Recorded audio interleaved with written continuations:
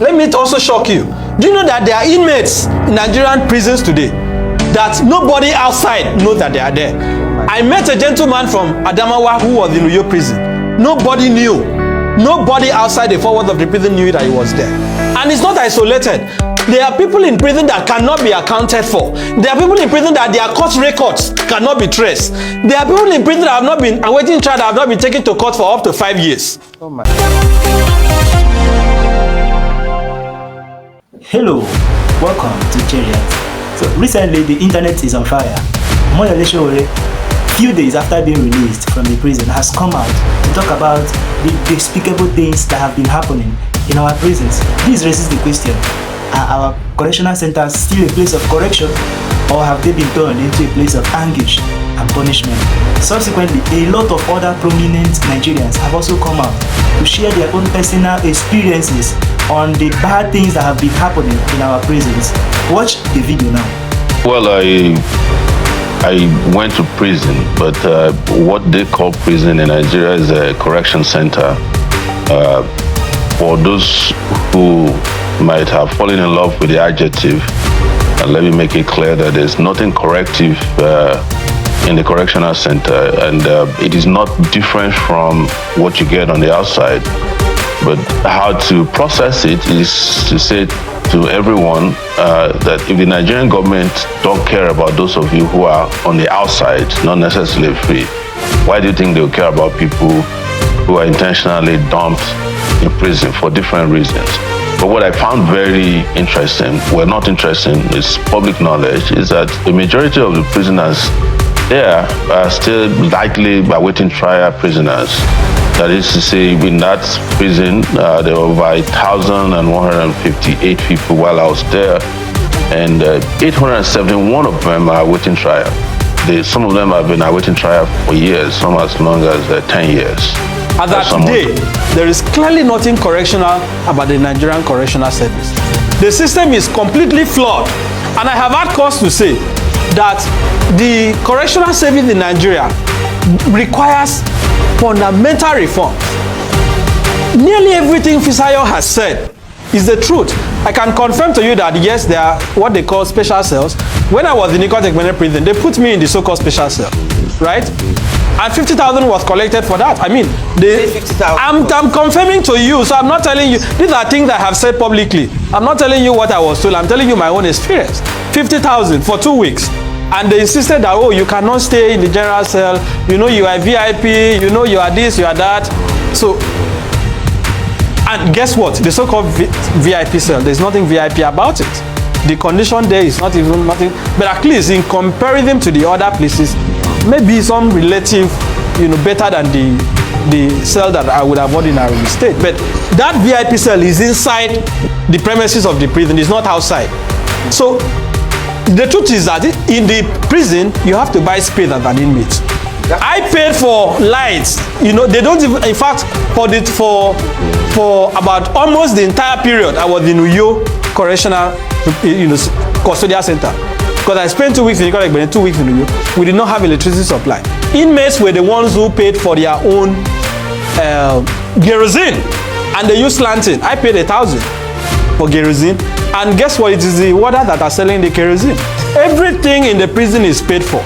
The food that inmates are served, you will not save your dog. The gari is not only bad, it is despicable. If you see the food, so I didn't eat the so-called food there. I did not drink their water for the 1 month. I was on self-feeding. The system allows you to apply for self-feeding. I mean, if I had eaten what they served, I'm not sure I would have come out alive. Self-feeding is you write a letter to the prison to say, I want to take responsibility for my own feeding. So you now nominate either your relative, your spouse, or whoever to be the one to be bringing food for you. Pay for that privilege. No, for the self-feeding, you don't have to pay. You just simply need to apply and then nominate someone to bring food for you. Because the food they are selling, giving to inmates, is ridiculous. So inmates now have to devise internal way of, concocting whatever they are served to make it, possible to swallow, not to eat. Inmates don't eat, they swallow. I'm trying to make that distinction. Because if you say they are eating, it's not food that they are served. And this is something I have said repeatedly. In fact, the correctional service in Nigeria is so bad. The day I arrived in Ikotekmene on the 27th of July, an inmate had died the previous day. The day I was leaving, an inmate had died. The day I arrived with you, an inmate had died. Like it was as if the death in the correctional service is so rampant. The healthcare is nothing to write home about. This is not limited to the correctional service that I was, the custodial center. It's a national thing. You've heard it. It's a national thing. It's not just a one correctional center problem. It has grown to become a general national problem. Now, in this next clip, he began to enumerate, to list out some of the things that, some of the bad activities that inmates experience, like paying for almost some of the major things which should have come to them for free. Some of the major things which should have come to them as being a citizen, despite being an inmate. Watch the video. What Peter Yo is telling you is not a lie. When you see how inmates are sleeping, the point he did not make is that you have to pay for the space. And this space you are paying for is to allow you to sleep properly. So there are inmates that, I'm telling you, there are inmates that have to stand. That I'm telling you that they may not even have the space, like to even squeeze themselves. It is so congested, it is so diabolical. The hygiene is zero, the water is nothing to write home about. The feeding, so I used to tell these NGOs that go to prison to donate food, you are wasting your time. If you want to go to these custodial centers to donate food items, donate on used clothes or whatever, be sure that you are there when those things are distributed to inmates. Okay, because they never get to the purpose. The correctional officers, many of them are also prisoners. The only distinction is the uniform. They are grossly underpaid. I don't know if you are aware. They are grossly underpaid. Their welfare is nothing to write home about, so they struggle with the food. In fact, when I was for the 1 month I was there, I had food in excess. I mean, people were bringing all sorts of things for me. It is not only prisoners who were struggling for the food, even the correctional officers. Yes. So the system has completely collapsed. And guess what? Part of the reason that awaiting trial inmates stay for so long to go to court is that before you are even sometimes taken to court, you have to facilitate it. If your relative don't come to give money, right, to in-charge court, they call it in-charge court, the officer in charge of taking people to court, you may not have a court appearance. There are people, yes. Let me also shock you. Do you know that there are inmates in Nigerian prisons today that nobody outside knows that they are there? I met a gentleman from Adamawa who was in Uyo prison. Nobody knew. Nobody outside the four walls of the prison knew that he was there. And it's not isolated. There are people in prison that cannot be accounted for. There are people in prison that their court records cannot be traced. There are people in prison that have not been awaiting trial, that have not been taken to court for up to 5 years. It is that terrible. The system has completely collapsed. So one of the things I did while I was living is that, by the grace of God, I was able to facilitate the release of about 17 inmates when I was leaving. Because some of them were released on bail, they cannot perfect their bail. So all I simply had to do was that to make money available and get them out on release. And those that needed fine and all that. So what I'm telling you is that let the minister stop this hypocritical investigation. What the National Assembly is doing, as far as I'm concerned, is a product of parliamentary redundancy. Having not been able to do the real work that Nigerians have voted them to do. A lot of people who are in prison are there because they can't fulfill their bail conditions. Some bail conditions are as low as 5 million sureties requirements, and people can't fulfill it because there's nobody. The bail conditions are set by judges and police and DSS, and they collaborate in such a way that you can't meet them. And so a lot of people are languishing in jail. I met some people who were forest guards. They've been there now for 75 days. They said they were arrested because they said they were forming an illegal organization. The NSA detained them for 35 days. Then when Femi Falana intervened, they took them to Kuje. And after they were granted bail, they haven't been able to fulfill their bail conditions, 7 of them. And because it's almost impossible to fulfill these bail conditions the way they are set. So as video of inmates in a Nigerian correctional facility sharing their daily meal consisting of a small scoop of watery beans has started doing the rounds online, sparking conversations about conditions in Nigerian prisons. In the video, an inmate is seen sharing portions of the meal with another receiving the meal and making a comment that it's the only meal for the day. This video was further amplified after a video of a 17-year-old boy who has been detained at Kirikiri Medium Facility for 3 years emerged. He was arrested in 2023 when he was 14 years old following a raid. His case has been adjourned severally due to judicial delay. We can actually do better in this country. We can actually do better.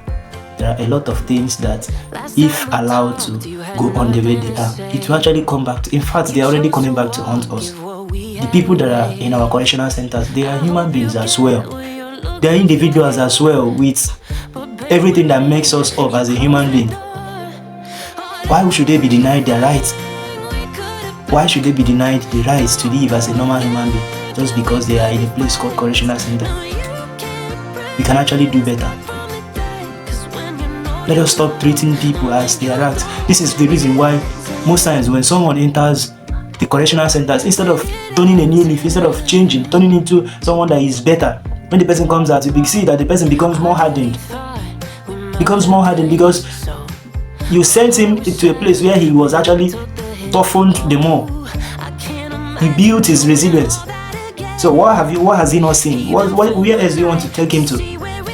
You can actually do better. Let these places be a place where people's mindset could be reformed. People could be given a new chance to life, learn new skills, where you can get better for yourself.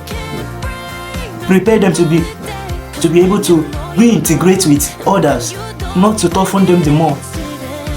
You are turning human beings to beasts.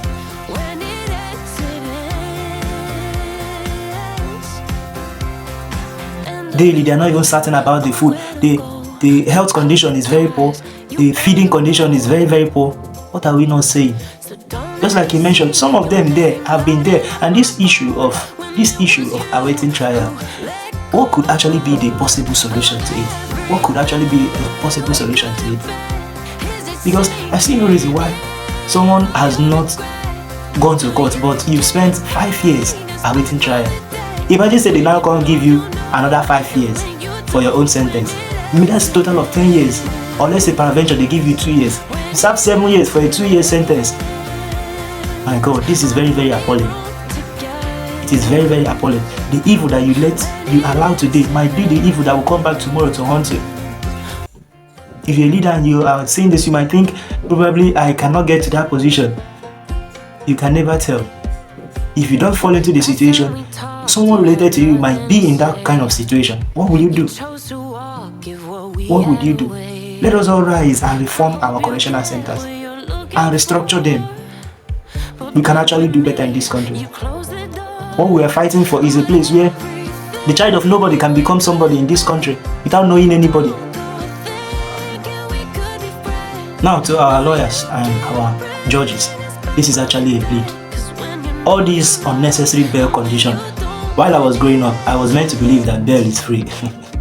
Bail is free, but it is so appalling and so unfortunate that most times all you get in your bail conditions are very, very enormous that you find it difficult to meet. Please, we can actually do better.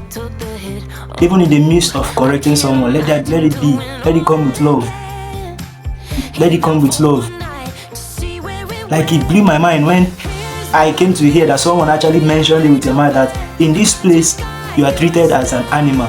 Like, seriously speaking, you had the guts to speak it out, and to someone's hearing that you are treating someone like an animal. You can actually do better. You can actually do better. This is not the Nigeria our fathers fought for. This is not the country our fathers fought for. Let us strive to do the right thing. Even in negativity, there could still be a positive aspect. Even in wrongdoing, someone can actually learn better ways to do something, instead of toughening the person to become further a bad person. Let us do the right thing. This is Richard React. If you are still here to subscribe, please like the video, subscribe and share so that more audience can get to see the video. I so much appreciate you. Till the next time, stay safe.